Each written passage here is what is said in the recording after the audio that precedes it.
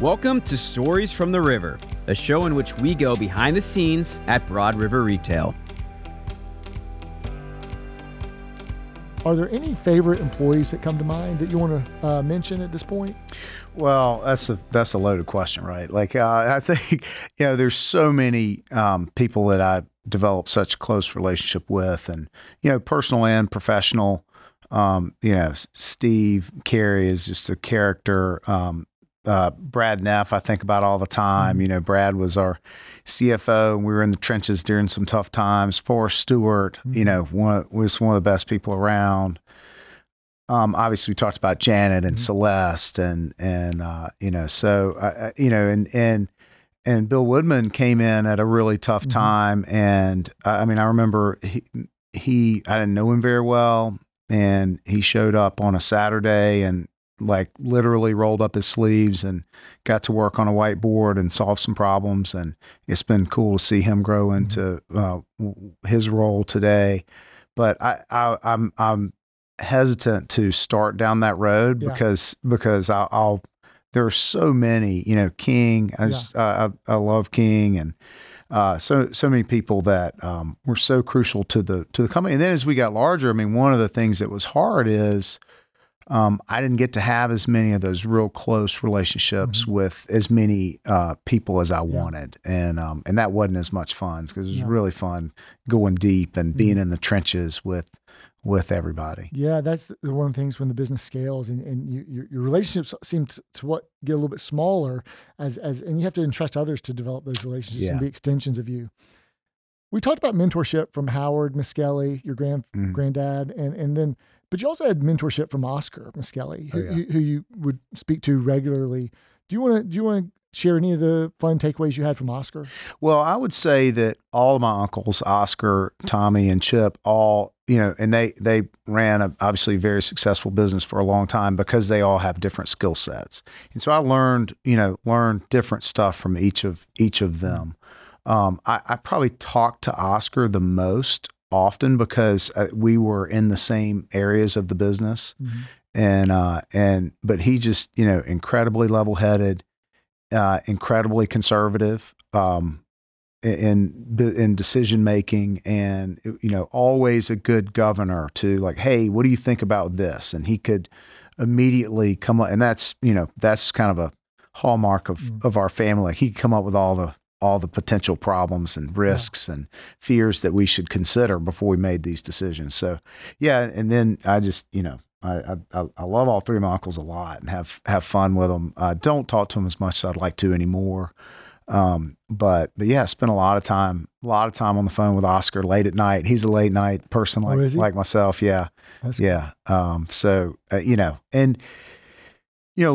Little questions that, really minor. He answered the phone every time. And Chip's always pushing to go big and to think big. And so that was always good to have that. We joke about, the kite and the string, and one without the other is kind of useless. And so you have to have the string holding you down, the kite, pulling you higher. And so, so just having all that. And then Tommy was, just think of all the times we spent with Tommy at market walking through, and him kind of giving us insight into merchandising and what we need to be excited about and what we need to not be excited about. So, all three of them were just incredibly crucial. And I think the success of our business, and probably understated, but I spent a lot of time on the phone with Oscar, sure. Just connections that they opened doors for us. I remember Chip and Tommy and you and I I think Chip orchestrated it. We got to go for a marketing summit. We just made it up, the name Marketing Summit, to Omaha, Nebraska, to Nebraska Furniture Mart, and hang out with the Blumkins for a day and go to dinner with them and just learn and share and trade best practices. This was, I want to say, April 2008. So 15 years ago, or maybe 09 or 08. Now I think about that trip, obviously that company was owned by Warren Buffett. And I think about that trip all the time. Those guys were such incredible operators, and some of the lessons they taught us, like, I still think about, that was just incredibly rich time with them. And never would have gotten that opportunity if Chip hadn't opened that door. Now, speaking about connections and mentorship, we joined a performance group, I want to say in late 2008, maybe 2009, thereabouts. we called it the Lean Performance Group, and Lean was an acronym. I couldn't tell you what it means at this point, but it was other light companies. It's ironic because everybody was chubby in the group, but we all had the Furniture 15 or 50, whatever you want to call it.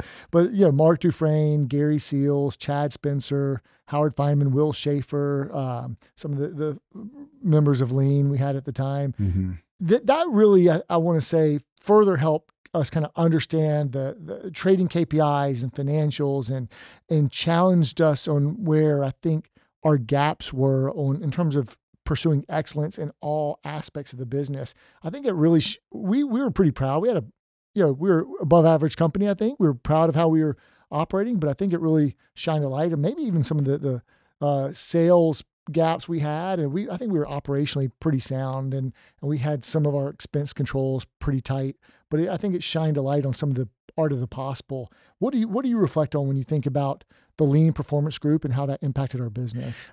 Yeah. I mean, the amount of stuff we learned from those meetings and those people is hard to overstate. A couple of things stick out. Gary Seals is just like this huge thinker. This is like big dreamer and big ideas and gruff and rough around the edges. And walked in his office. He was in New Braunfels, and I walked in his office, and he loves art, but he didn't have any art in his office. All he had was this big ampersand, this big and sign behind him. Like, Gary, that's interesting. What's the and sign? He's like, I'm tired of hearing people come in here and say, we can do this or this. I want you to tell me how we can do this and this. And, so just his mentality creeping into, pushing about, to your point, the art of possible. And then, Mark Dufresne, I'd consider him certainly a mentor in business, and the things that he's so mature in how he looked at things, and so scientific, and just didn't accept excuses, and to learn from that, and the sales per guest metric, and all the ways that that helped transform our business, and really give us needed humility around how we weren't performing at a level that we could, and so I think those and then those relationships too.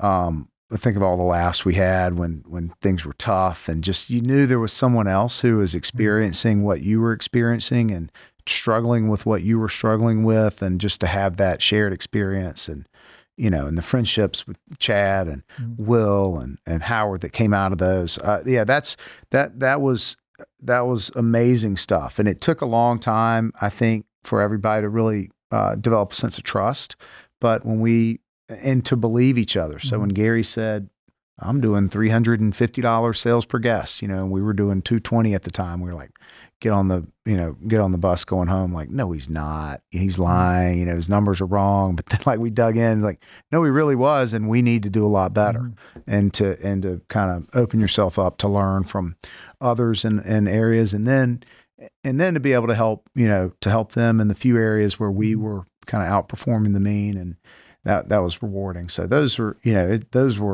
incredible meetings, and changed again, like just another it's just a common thread, the people that kind of helped our business be successful outside of our little world.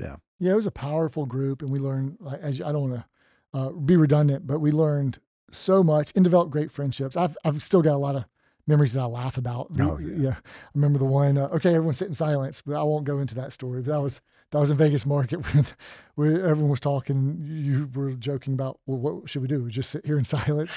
Those Vegas Markets. They like to bolt on performance group days on top of Vegas Markets. I don't know that they appreciated like we did being home some. So, but those were we had some great laughs and great times with that group. Thanks for listening to Stories from the River. To check out more episodes, visit storiesfromtheriver.com. Join us again next week, and remember to like, rate, and subscribe to the podcast.